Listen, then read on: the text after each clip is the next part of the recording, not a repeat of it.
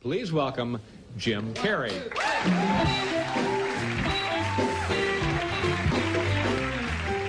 At one time, Jim Carrey was one of the biggest stars in the world. His overabundance of energy and wacky, over-the-top style of humor has garnered him critical praise as a comedic talent, and his performances in films like Dumb and Dumber, Bruce Almighty, and The Mask, as well as his more serious roles in The Truman Show, Man on the Moon, and Eternal Sunshine of the Spotless Mind, have helped to make him into a household name.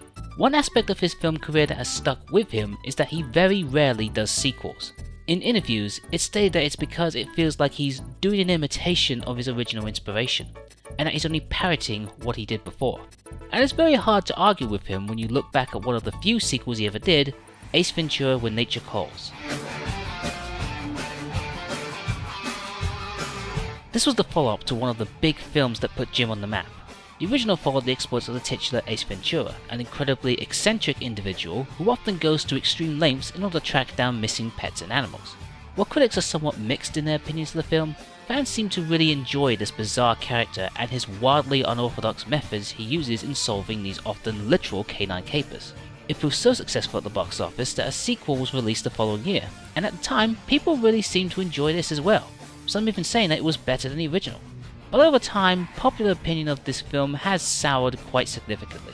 I admit I've loved both these films when I was a kid, but it's been a while since I've seen the second one, and while I think the first film still holds up today, I'm not entirely sure that I can say the same with its follow-up. But why is that exactly? Well, let's take a closer look and find out. The film begins with our hero Ace climbing a mountain in the Himalayas in order to rescue a stranded raccoon. Already you can see how radically different this film's tone is to the original. That film opened in Miami with Ace posing as a delivery driver rescuing a dog from their abusive owner, whereas this one has him climbing in the Himalayan mountains to rescue a raccoon. I'm not saying they wouldn't be crazy enough to do something like this, but it's a bit of a leap in logic from the last film, isn't it? Though he also has a pet monkey now as a sidekick. Even though he had a whole bunch of animal friends in the last film, apparently it's the monkey that gets the limelight this time. What, was he the only one who could get a travel visa? Ace is able to locate the raccoon and does his best to bring him to safety. Unfortunately, the safety harness begins to break and Ace finds himself in a perilous predicament. Hang on, little buddy! I gotcha! No!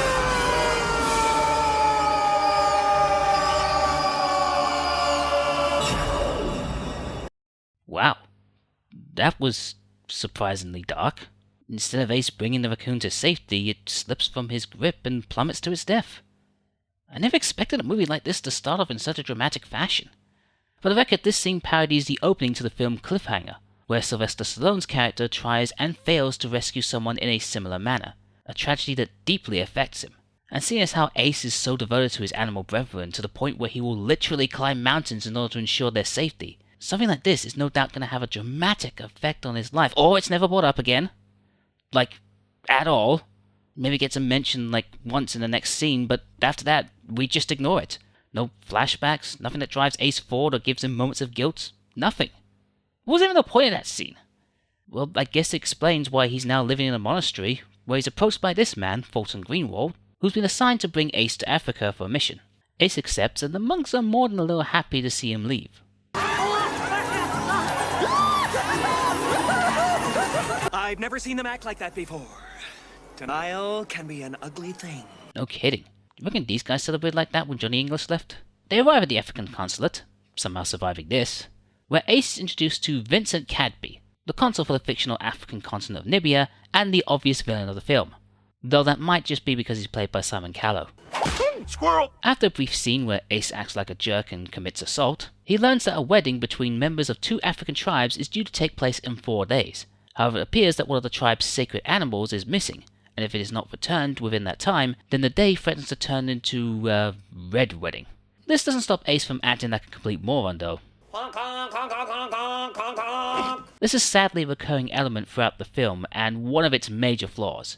Ace is just way too obnoxious. He's either constantly pulling faces, flying around in the background, or trying oh so hard to make every single thing he says into some kind of catchphrase. And don't get me wrong, he can still be funny, but at no point does he stop to take a breath. In the first film he could be silly and over the top, but he felt more like a lovable goofball, and he knew when to tone down the wackiness, helping to keep the character more grounded in reality. Here I just want to punch his teeth down his throat. It's like his character is being written by a child. Imagine if it was this Ace who was with Melissa during Roger Redactor's murder scene.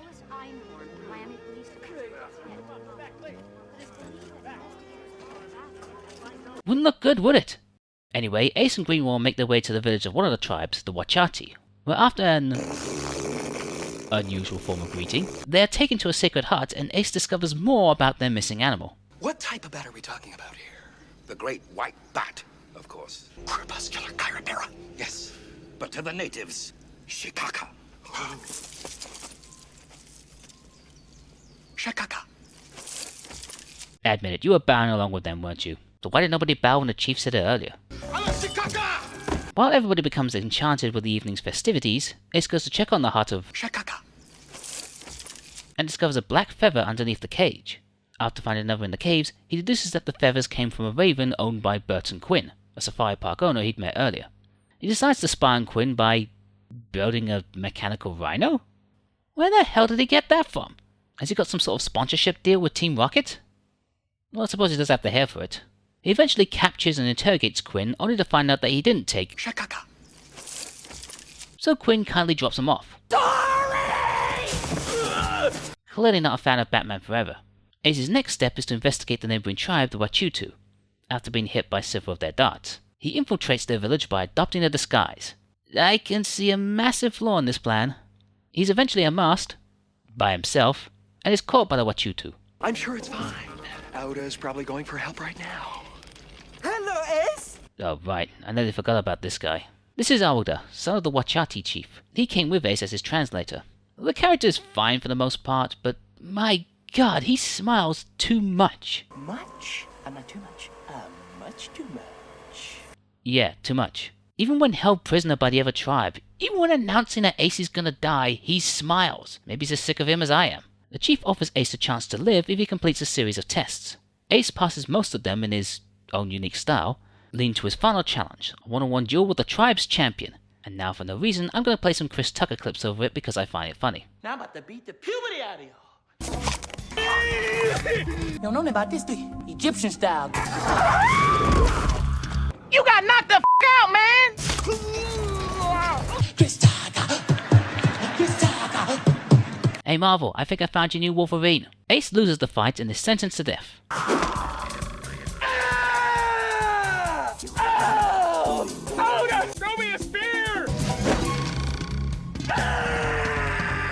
However, his pain ends up being humorous to Wachutu, and he's allowed to go free to continue his investigation, with a warning that if he doesn't succeed, the Wachutu will hunt him down. But if curse of Shikaka not lifted by tomorrow's sun at top of sky, Wachuti kill all Wachati and smash your head on a rock.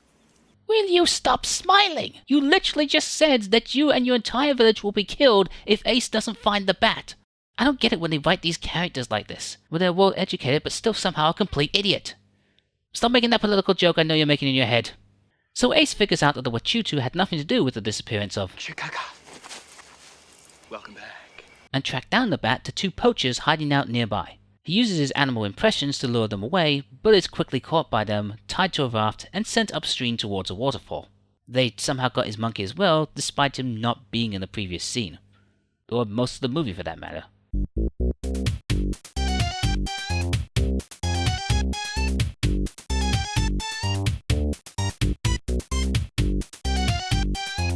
The monkey manages to untie himself and leaves Ace to die.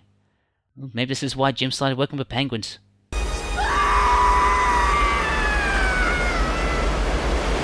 Well, that's an interesting way of ending the movie.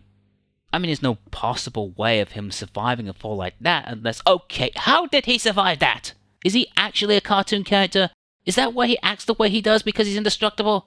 You know what? He turned into the mask. That's the only explanation I can think of. At least it saves me a headache. Ace suspects the poachers stole the bat in order to ignite a war between the tribes, but cannot figure out why they would want that in the first place. He decides to meditate on the matter and ends up contacting the monks from earlier via astral projection. You know what? This doesn't particularly annoy me because it's obvious that this film thinks that Ace is a cartoon character.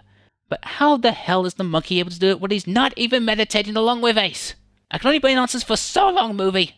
Ace realizes what the poachers want and also figures out that they're working for Cadby, causing him to return to the consulate.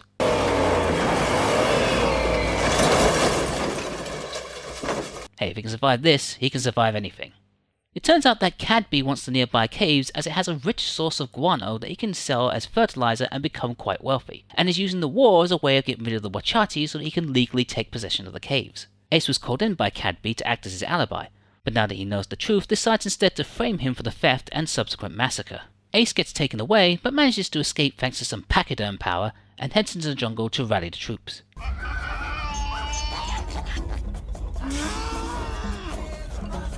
What the hell's going on? It's a stampede! Ace leads a charge on the consulate, but Cadby manages to slip away with the bat. However, Ace gives chase.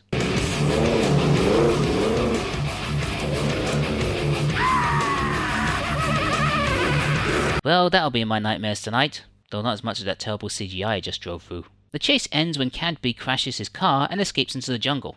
Ace lets him go and takes the bat back to the Wachati village mere moments before. Though Cadby escapes the angry villagers, his fate takes a turn for the worse.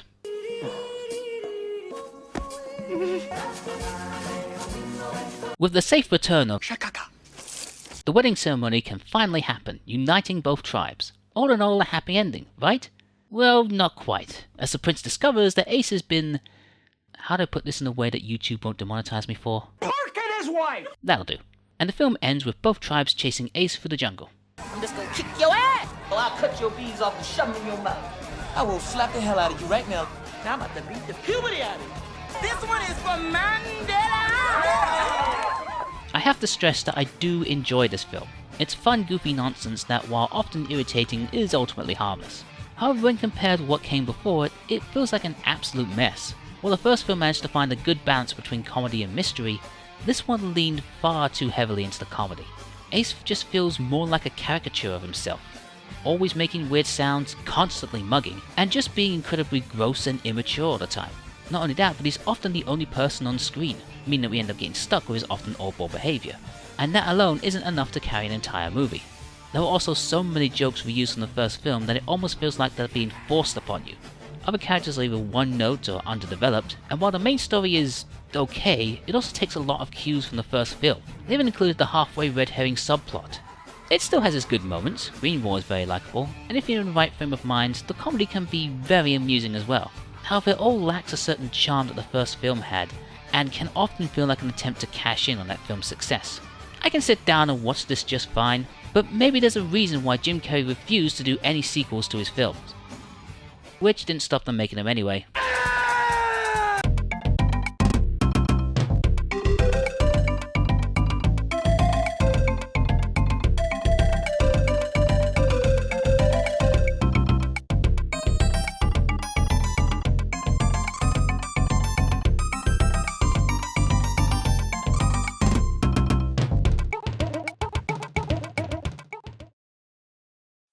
Shakaka.